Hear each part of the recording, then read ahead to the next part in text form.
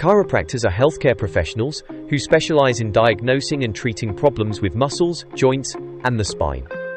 They use hands-on techniques, such as spinal adjustments and soft tissue therapy, to help relieve pain, improve movement, and support overall well-being. Chiropractors often treat patients with back pain, neck pain, headaches, and sports injuries, providing personalized care plans that may include exercises and lifestyle advice.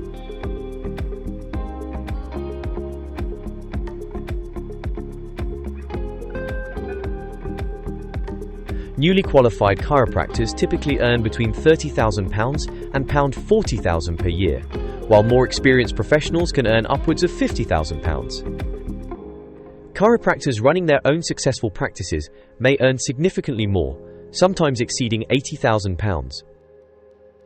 However, as many chiropractors are self-employed, their income can fluctuate based on the number of clients they see and how well their business performs.